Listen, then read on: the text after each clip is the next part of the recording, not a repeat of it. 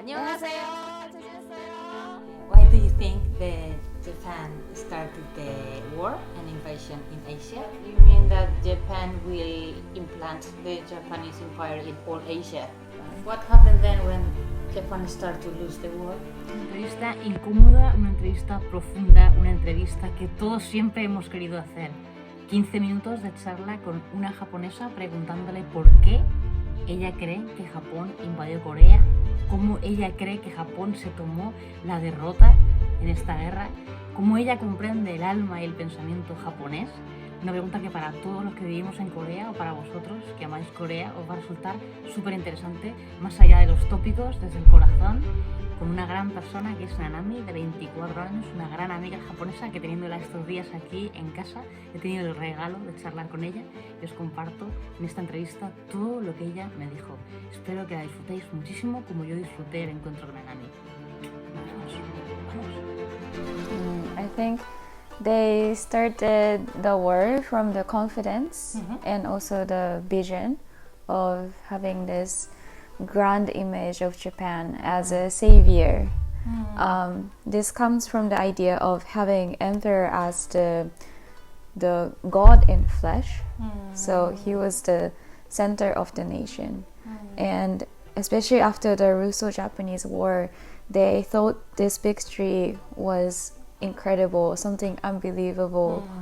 And this victory brought them the confidence that is very profound, and they continued on to invade different countries, and they did not know where to stop because of this confidence and the feeling that the war and invasion is to expand the ideal society and the idea of this land of Asia, this kingdom of Asians rising against Europe and America, and God's calling to help the Asians stand up for themselves. So stand up, but you mean that Japan will implant the Japanese empire in all Asia? Yes, because they believe that the Japanese imperial system, Japanese imperial culture, and the way the society is, as it was seen in the past wars that they won over the Europeans, they thought it was much superior than how things are in China, in Korea, in many other Asian countries that Japan proceeded to invade. And what do you think what they realized as they advanced the invasion? They probably realized that even though in Asia there is many differences in culture and rich side of culture that is different from what was known in Japan, and many there were knowledgeable ones or doctors or academians and academics who had deeper knowledge than what the Japanese at the time probably had, considering the origin of the culture of Japan as well. And then they probably rediscovered it, but because of this idea of expanding the culture and totally changing the culture of the country that they're invading in, they only could make a total cultural interrelation. Like they could not adapt or anything, but just to completely change the system and So to implant. what happened then when Japan started to lose the war? So when the Japanese realized that Japan came to end with the war with a sentence of losing to the game, as well as it came with a message from the emperor in his real voice in a recorded vinyl on the radio on that day in August, that I am not a god in flesh, and we are to make a new society, and that is left to each one of the people. So we still have a lot of video graphs and also images of people almost like bowing down to the ground in order to listen to the emperor's voice. It was the first time for them to listen to the voice of emperor. They didn't know how he sounds like.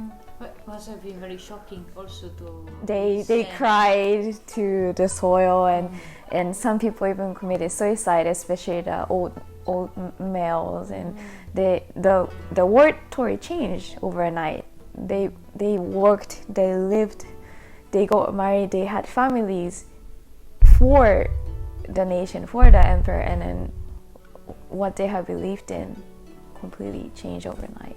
So it's like very shocking, like very, I don't know, embarrassing, or how to say, the feeling of failure or And distrust, because something that you believed in, say that you thought you were rich, but next day you have nothing. So Or do you think this something influenced the Japanese in the way they believe now in religion or in themselves or in the country? Like, has an effect from what took happened? place on that Okay. day. I think it depends on where in the society they belong to, and then at what age they experienced that change. For those who were in Japan and knew what was going on the front line of the war, they knew that they were losing. Because although it's not being told on radio, like how it happened in different countries as well, that they knew the actual details of the war, how much men they were losing. You lost your husband, you lost your son too, and then they never come back, or they come back as an ash. Then they knew it was coming, so they probably accepted it and continued to live the faith of Buddhism or Aminism or Shintoism that they believed in, and they probably continued on. But if you're a man who were fighting in a war, came back, they struggle in PTSD, probably found or did not have a space for religion. For those who are very young, for instance, there's a Kanoshin sister I know in Nagasaki. She experienced the atomic bomb, and then after that, when she went to the main island of Nagasaki, she met the Kanoshin sisters again, and they treated her well. Her friends, they all lost their hair, but they made the hats for them. They all wore that wool hats. The sisters handmade them for. And these kind of experiences, and having the background of not being poor, like not having food, or the materials are very scarce, that really made them find the trueness. Even if they were born Catholic, they found the trueness in Catholicism. But in general, it was like the family of the Japanese who were collected, centered by the emperor was dispersed. Now it's your own role to build your life, but you're free to go. Then maybe money becomes your god. I think that's what happened to my family, for say. Yeah. So you think Japan changed the god emperor for the god like capitalism or money or like that? I think it became like a blend of everything. So for the status quo right now, the Japanese is famous for being quite agnostic, not having or not identifying themselves with any religions at all, but not agnostic too. Like religion is part of culture. Like you get married in the church, Protestant or Catholic, whatever. And when you're born in a hospital, you don't do much. But at some age, or you go to the Shinto shrine, and then you offer your child to the Shinto god.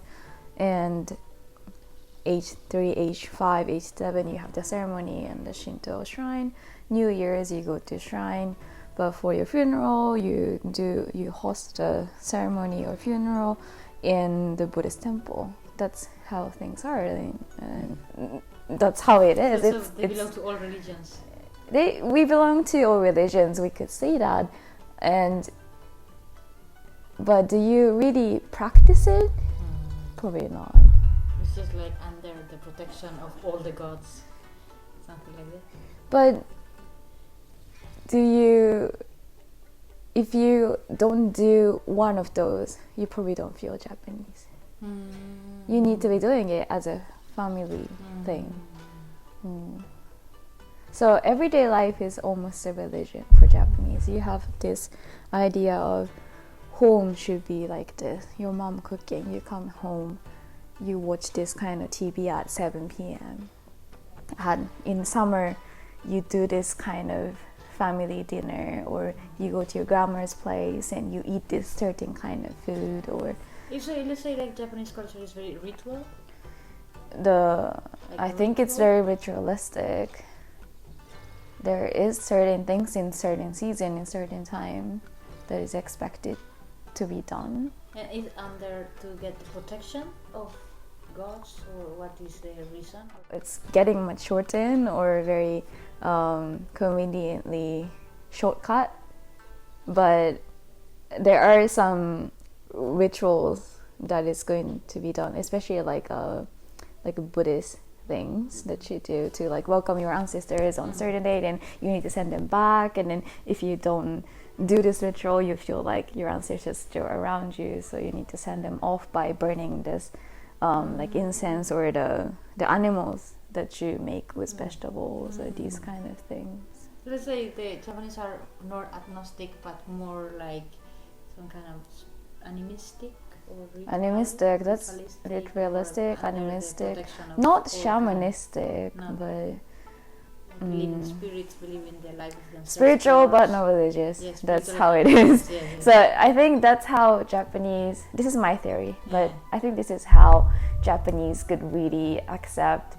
US kind of like cultural invasion and take that over with this feeling of hunger that you were ashamed of yourself losing in the war, but you wanted to overcome that by becoming a glorious country again in capitalistic sense and accepting that. But because of that shame and fear, some people were of course left out. If you did not have opportunity to study till 1990s, you didn't have any certificate to be successful in business, but you had to go on a very hard route.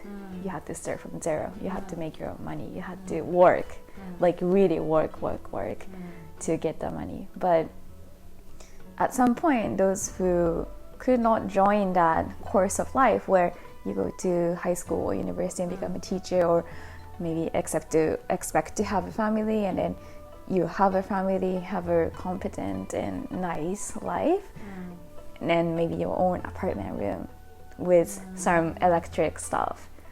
If you could not get it, you started to feel like you're not part of the society, and then sense of belonging to the society was so important.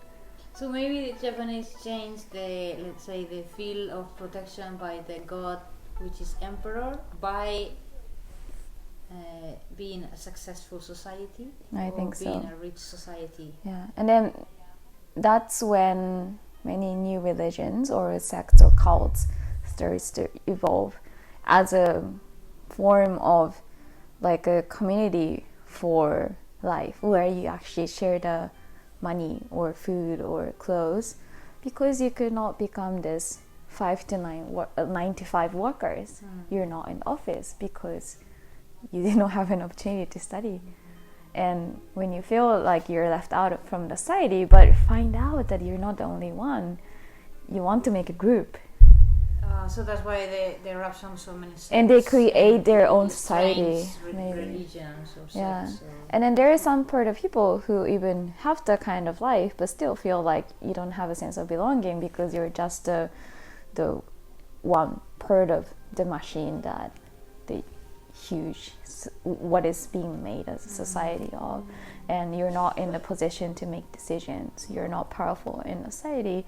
You feel useless or value less, then you might find meaning in these kind of groups. So what would you say that is the, let's say, like the best, like the most beautiful part of real Japanese like culture, or like what do you feel is the most beautiful part of the Japanese soul? I think Japanese knows to pay attention to details, and that is seen in many cultural, especially like artistic expressions too. But finding, just like the Saint Lucy of Teles, having her own mother as a lace maker and her father as who was dealing with the machines, like the clocks.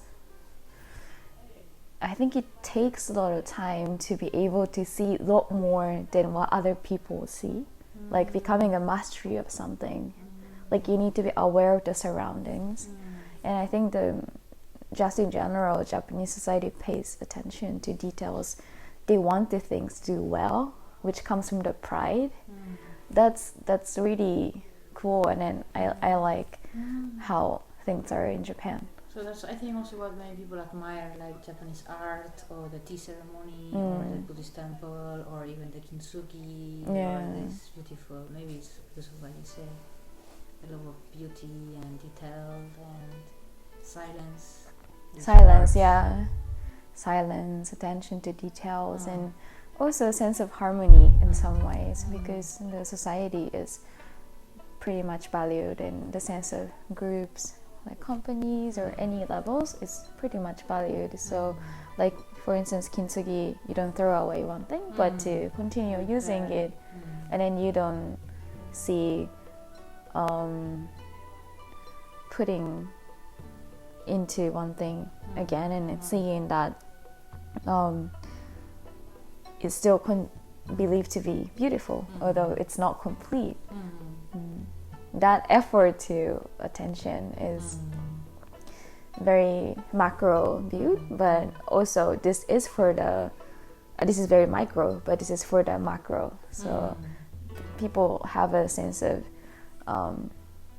looking for like sense of belonging, where what you're doing every day, how small it is something for the greater good.